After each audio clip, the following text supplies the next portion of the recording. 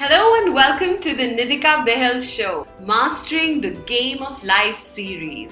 Today in the studio I have with me a celebrity tarot card reader and an astrologer, Pooja Shirasi. Welcome Pooja, welcome to the show. Thank you so much Nidhika for having me over.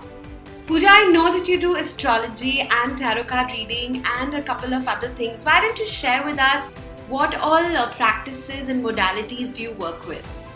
Well, I have been practicing tarot card reading, Chinese astrology, and along with that, I also practice feng shui.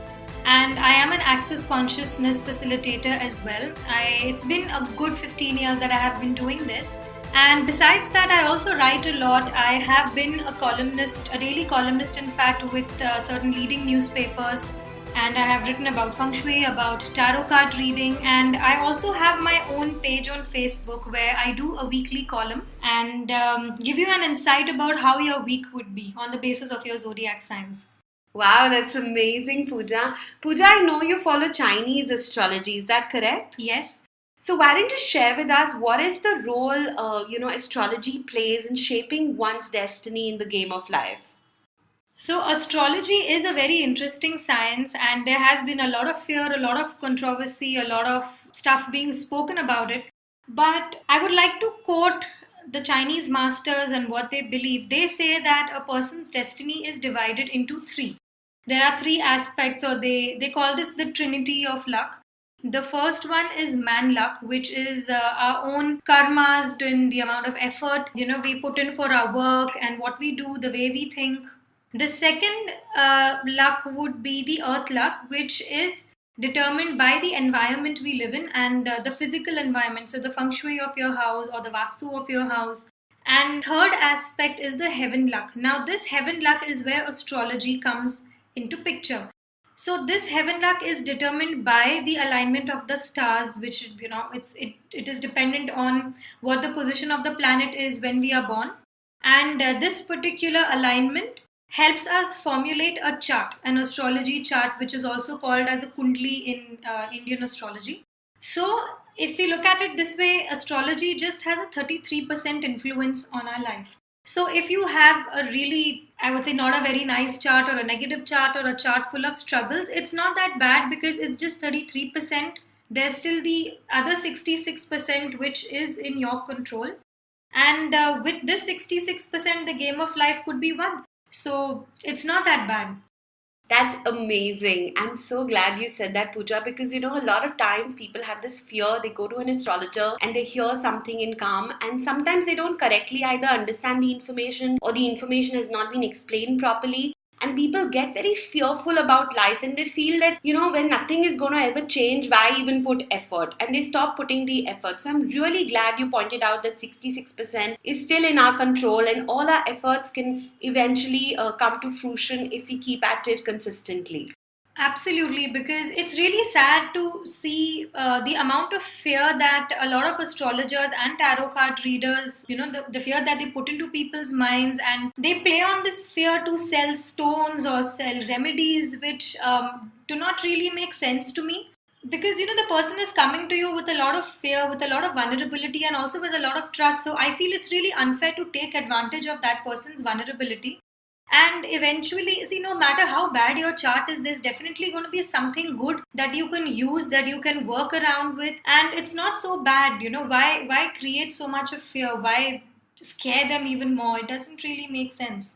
Wow, that's amazing you point that out. Pooja, is it true that certain years are luckier than other years? Yes, that is because every year is different. Every year has a certain energy, has certain combinations which work for some people and don't work for some people. So yes, it is true. So, Pooja, why don't you share with us something about 2017? Since we've just entered, I'm sure a lot of people are curious to find out what this year could bring for them. Well, this year is a very good year. In fact, last year had a lot of chaos and there was a lot of upheaval. And I know a lot of people went through a very, very challenging time. So the good news is this year is a better year. There is definitely more balance. It's much more peaceful. It's more calm. There would be more stability. This year, people would find it easy to follow a routine. So, this is a very good time to start a diet or an exercise regime, that you've been procrastinating, because the energy of this year is very, very favorable for anything which requires any kind of structure or order. So, Pooja, what else could you share with us on this front? 2017, how is it going to be career-wise for people? What kind of industries may do well? Is there some information on that you could share? Yes, there is. In fact, the industries which are going to do the best this year would be the food industry, people in the restaurant business, anything to do with technology. These industries are really going to do well. Even the petrol and the energy, oil and gas business industries, they'll also do really well. Aviation is going to do well. These industries are going to really make a lot of money this year. Anything related to shipping, import, export, that will also do very well. Tourism is going to really do well. The service industry is also going to do well. And a special mention about the entertainment and film industry, they would also be doing well, but they would also be targeted and cornered, especially people in positions of power in the entertainment industry, celebrities, film stars, singers, anyone who is a creative person. They would go through some kind of challenges, though they would do well, but they would be targeted and they would be cornered. It's interesting you say that, especially in the light of the episode of Sanjay Leela Bansali recently. Absolutely. Yes, in fact, this will happen more often. And the year has actually just begun. So I think we just have to wait and watch and hope for the best. And coming back to the industries, now people in the real estate and property business will have to watch out, because this year is not going to be a very great year for them. They would face the maximum hit. And people in the fashion industry, people who are into teaching, who are into the furniture business and agriculture business, would also have a challenging year, though they will grow, but it's not going to be easy. Wow. Obviously, they have something to look out for. But it's interesting, again, as you said, that, it's just a little 33% contribution, right? Absolutely. But if they still put in the effort, 66%, they can still be winning the game, isn't it? Absolutely, yeah. Okay, Pooja, I also know that you're authoring a book, and it's a very hush-hush affair. Not many people know about it, and I'm sorry if I'm asking you this question like straight on the face, but we really want to know, what is the book all about, and when is it due for release? Could you share a little bit about the topic and what exactly are you writing on? Sure, I would be glad to do that. So the name of my book is called Oh My God, Not Another Book on Spirituality. So it's a light-hearted book about my journey through astrology, through tarot reading, and what I have experienced in my 15 years of practice.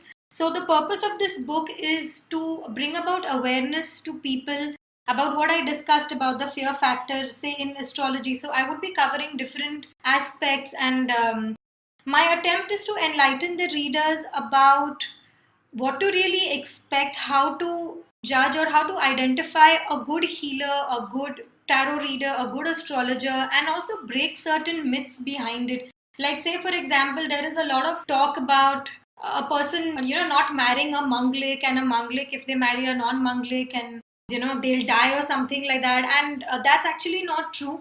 It's just that these things had a different interpretation thousands of years back, and it's not relevant anymore.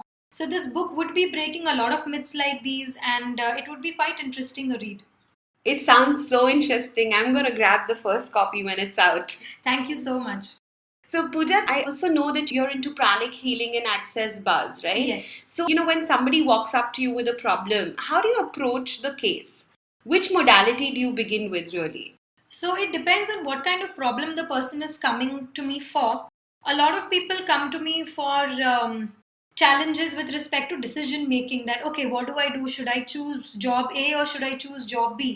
Or, I'm having problems with my boyfriend, and should I get married to him, or should I leave him? Should I dump him? So a lot of questions or queries which pertain to decision making, I find tarot reading very helpful, because you can really get into the issue in a very micro detail. You can really identify a lot of things which sometimes is a little challenging with astrology, because it also involves the other person's chart as well, especially if it's relationships. Right.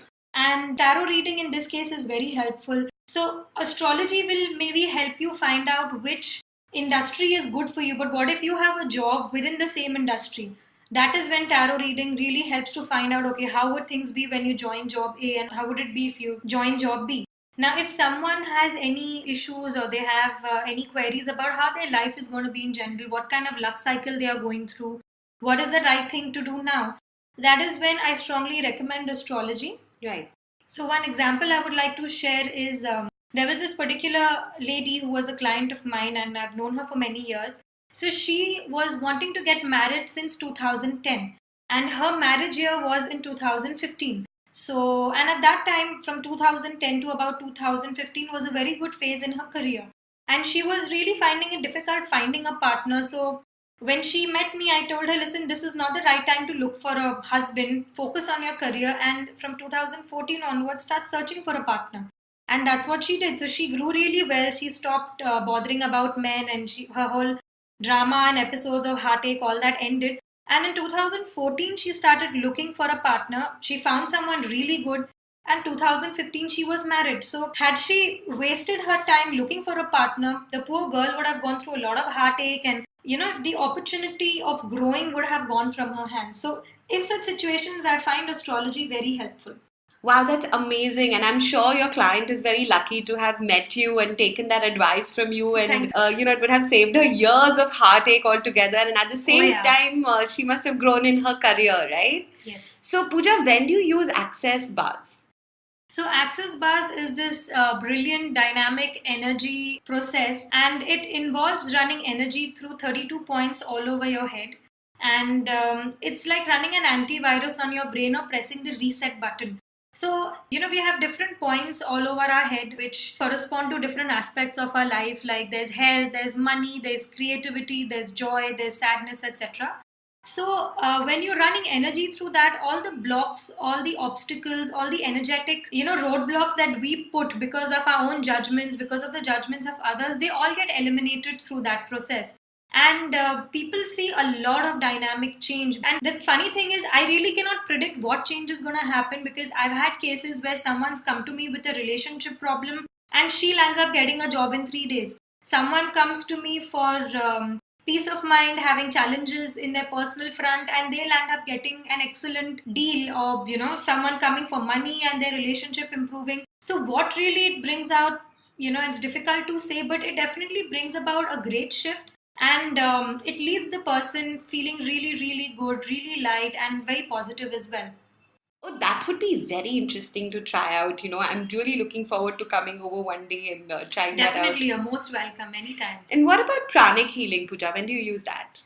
Pranic healing is a beautiful, effective therapy, and it involves healing the energy body. So every person is said to have a physical body, which is of course the visible physical body. And a person also has an energy body, which is also called the aura. And pranic healing involves healing the aura, and the belief is that disease comes into the body through the aura, and your aura is like a double. It's like another body of yours. So when you heal your aura, when you heal the energy body, simultaneously the physical body is also healed of that particular ailment. So it's a no-touch therapy, and it could also be done at a distance.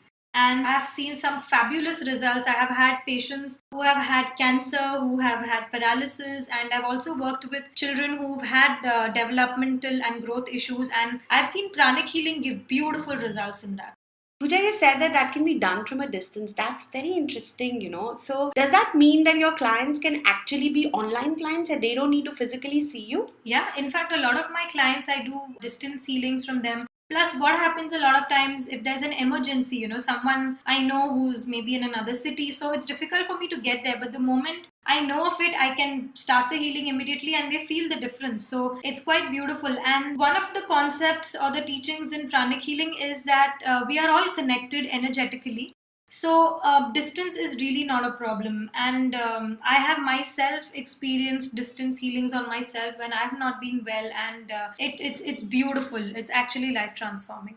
It's amazing, to a scientific brain, it's difficult to understand this concept. Yeah, but there's a lot of research which has been done about it. So you could, if you're interested, you could always go online and do some research. There's scientific research and evidence on how pranic healing works, and also on access consciousness as well. So if you go on YouTube, you go on Google, you'll see there will be a lot of testimonials all over the world, and there is evidence about this. Amazing. Pooja, I know you travel a lot. You have clients in China and you have some in US and, in Hong Kong and Bangkok. And so where exactly are you based? Like, do you keep traveling or what's your home base? My hometown is Mumbai. My office is here. I also travel to Pune very often, and I'm actually pretty much all over the place. I love traveling, and I would be visiting Hong Kong very soon, and I would be visiting Dubai another 2 months later. So, yes, I keep traveling, but the distance does not really stop me from continuing my work because a lot of my work can be done on a distance, like pranic healing, astrology, and tarot reading. In fact, I would say more than half my clientele base is is based abroad, so I can be reached from anywhere. Wow. So on that note, why don't you share with us how can my listeners get in touch with you? So I could be contacted through my Facebook page. Facebook link is at Pooja Shirasi. That's POOJASHIRASI. That's also the link of my Twitter handle. And I could also be reached on my email address, which is poojashirasi@gmail.com. Or you could contact me through phone or WhatsApp on 976-4022-309. Pooja, thank you so much for being in the studio with me today. Before we end the show, I would really like you to say some final words to my audience. Well, I very strongly believe that we human beings have incredible power. It's just that we don't believe in ourselves and we don't trust our abilities. We don't trust ourselves to actually create miracles.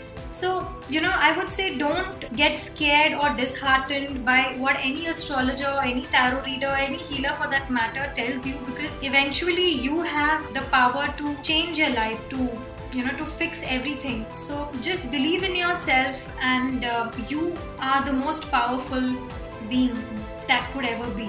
And the game of life is in your hands. Wow, thank you so much. Well, thank you guys for listening to us today, and I'll be back soon with another fantastic guest. So hang in there and see you soon. Bye-bye.